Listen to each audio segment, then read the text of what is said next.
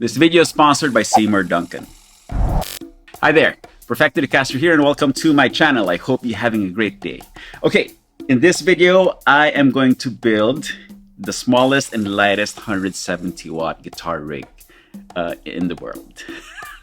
Let's go.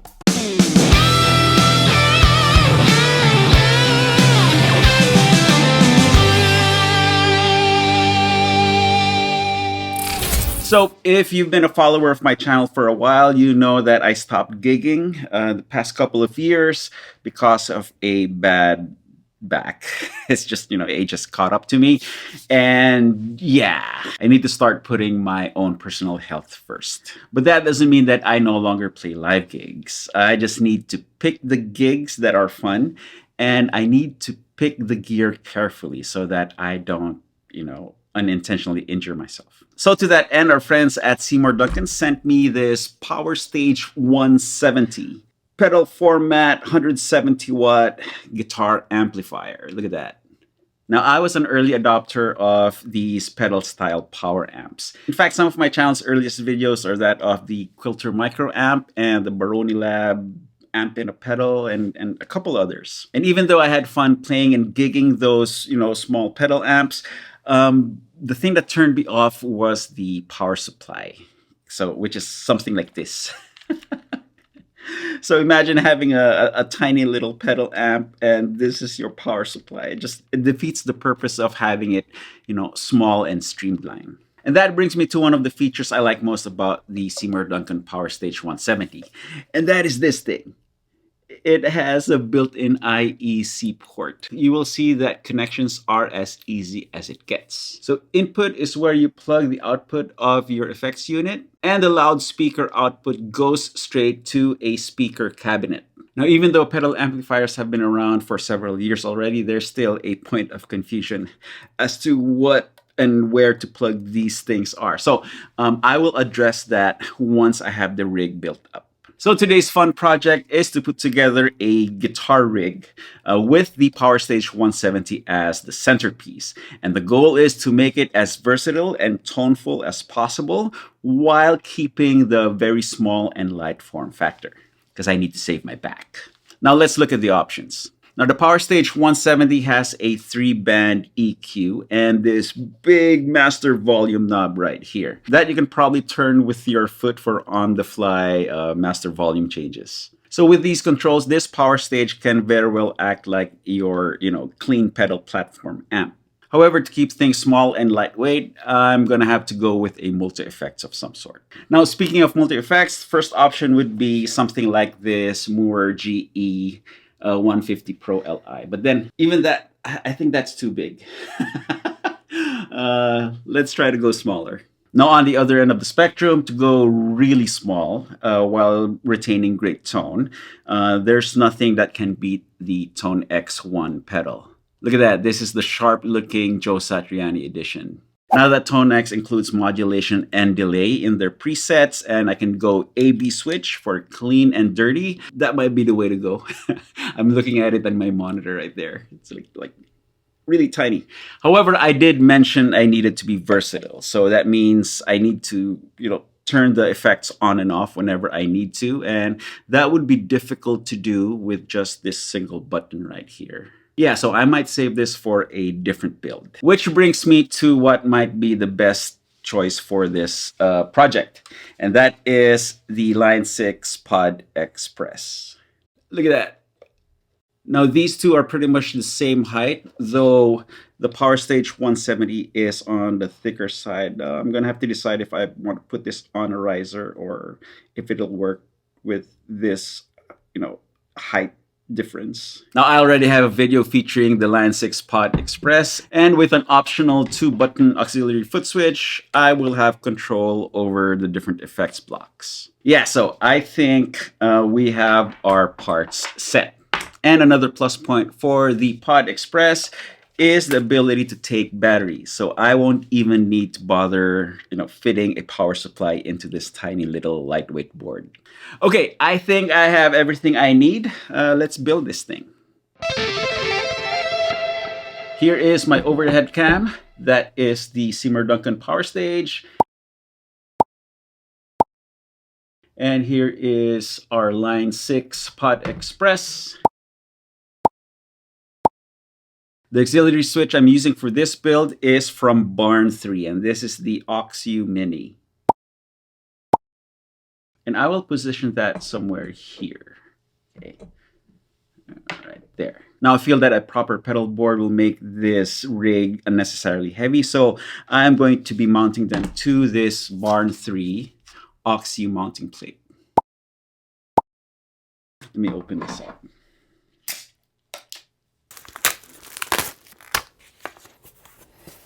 Okay, so with this plate, I can screw the Aux-U Mini down here. Then the ins and outs need a little thought. If I position the pedals like so, the output cable from the Pod Express will cross the IEC cable of the PowerStage 170. So I don't know if I would like that.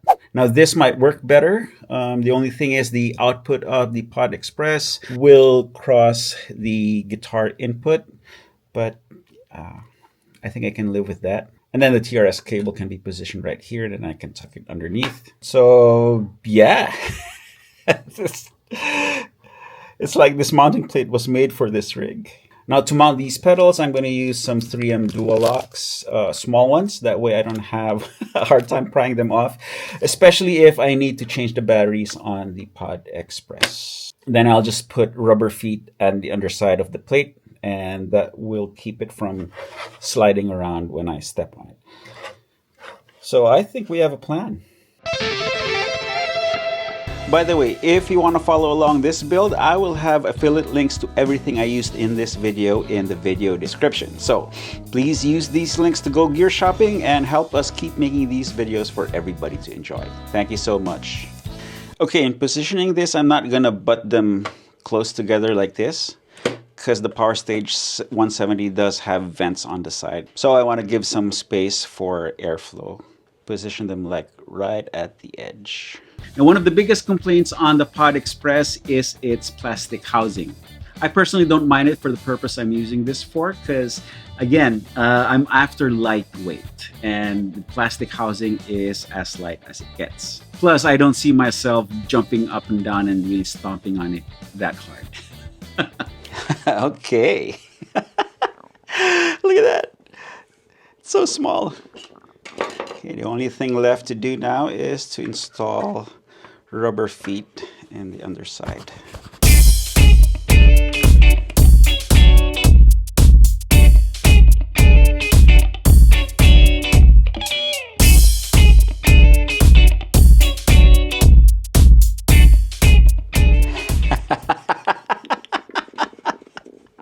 Look at that. Oh, this is so good. Okay, I think we're done. Now, aside from the small footprint, this rig also has not a lot of wires coming off of it. So we'll have the IEC power for the PowerStage 170, and we'll have the long speaker cable plugged into the speaker output right here. And to mitigate the inputs and outputs crossing on the Pod Express, I will be using my X5 A58 wireless. There, boom.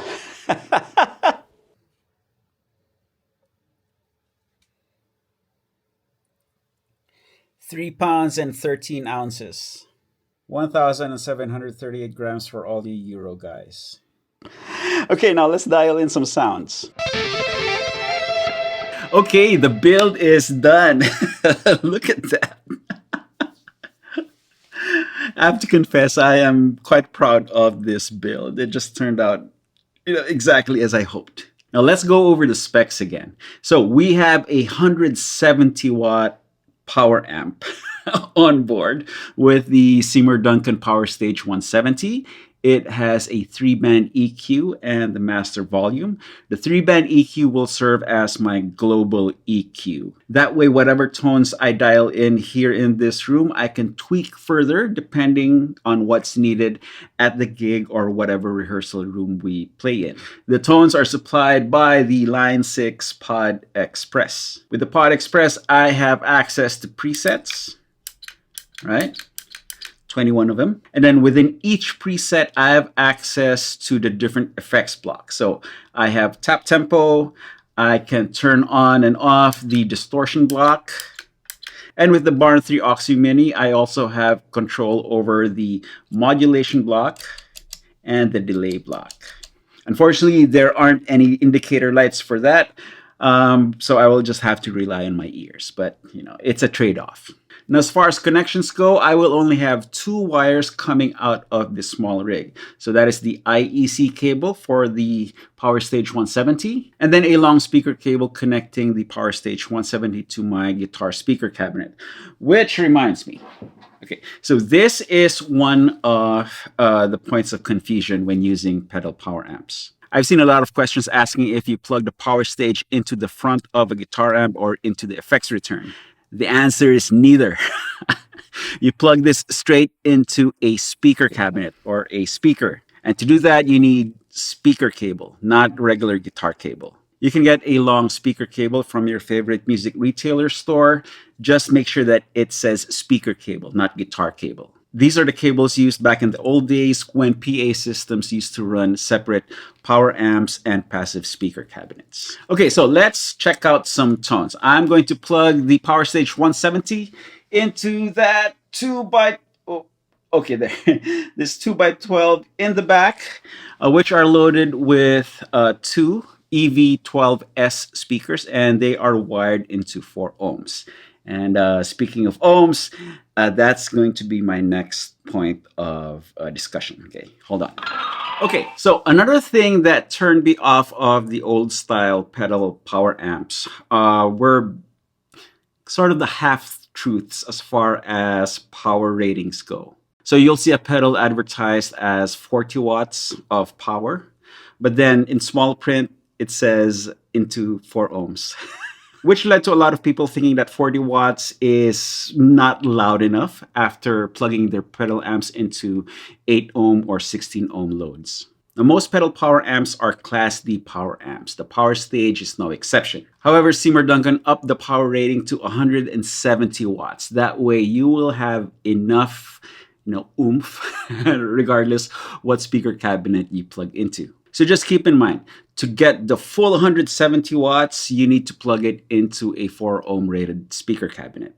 And as the speaker cabinet ratings double, 4, 8, 16 ohms, the Class D power output also gets cut in, a little more than half. So 170 watts into 4 ohms turns into 80-ish, 85-ish watts into 8 ohms. And then 45, almost 50-ish watts into 16 ohms. So if I bring this with me on flight dates, I will make sure to request a 4x12 that has mono and stereo capabilities. And I will show you why when we get to the rehearsal space a little later on in this video.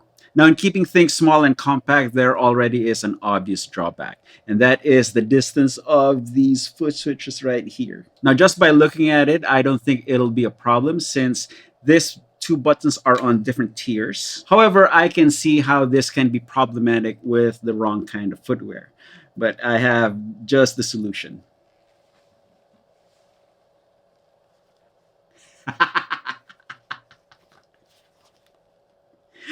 I will be wearing this to the rehearsal, so yeah.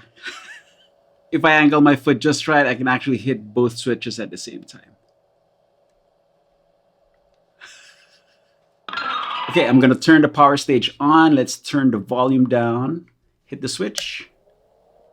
Yeah.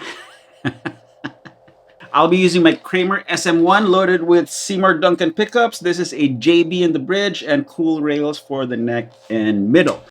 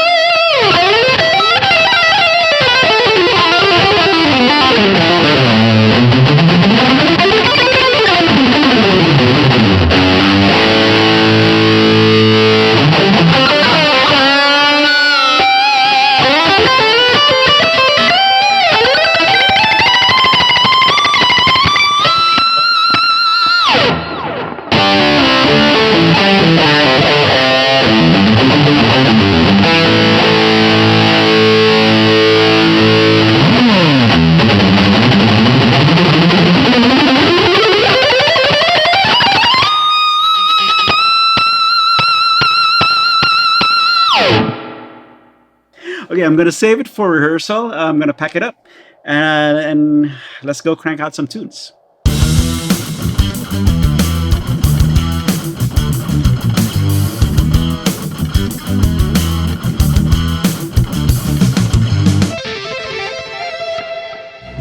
Okay, we are here at the rehearsal room, somewhere in Pasadena, California, and let's go inside.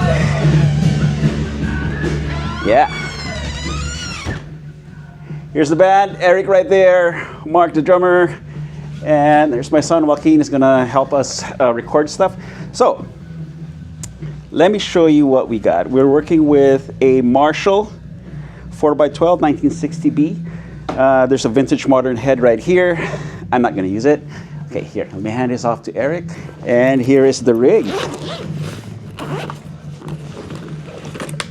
Whoa, it's my tuner. Okay, the rig is still intact. Right there, 170 watts of Class D power from Seymour Duncan. Okay, so let me set this up. Right here should be fine. I know I was planning to use like battery power for the Pod Express, but we're booked for a 3-hour rehearsal today, so I'm just gonna play it safe and run it off of a better battery power supply. And as I mentioned, you need speaker cable, not guitar cable. Okay, speaker up. There you go. Let me hip you to a trick on these stereo Marshall 4x12s. So if you take a closer look here, 1960B, 4x12, there is a mono and stereo switch. So you want that on the mono switch. Then the right input is your 16 ohm input, and the left input is a 4 ohm input. So to get full power from the Seymour Duncan PowerStage, we need to plug into the 4 ohm input. And that is exactly what I'm gonna do. And just to be safe, I'm gonna pull out the IEC on the Marshall head, because tube amps don't like being powered on with no speaker load. So just so we're safe. Powered on. There you go. Easy.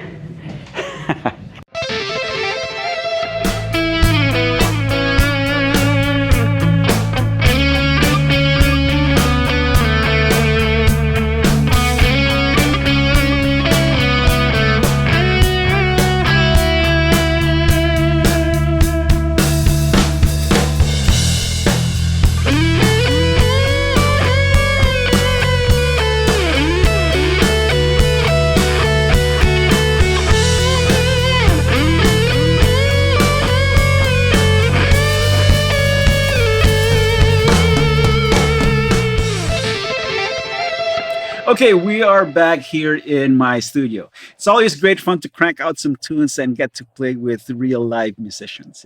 I just love it. Needless to say, this rig performed beautifully. I was not left wanting for more tones or flexibility. And with the 4x12, the PowerStage 170 has more than enough juice to compete with the loudest rock drummer. Okay, so here are my thoughts on this rig. I love it. In fact, I'm going to keep it as my default grab-and-go rig and maybe even do some fly dates with it. The PowerStage 170 did not leave me wanting for more power, and the 3-band EQ is enough to fine-tune my tones to fit whatever room I'm playing in. And the way I had the Pod Express set up just fits my playing. I can click in and out different effects blocks whenever I want to, and I have more than enough presets to cover whatever situation I'll need this rig in.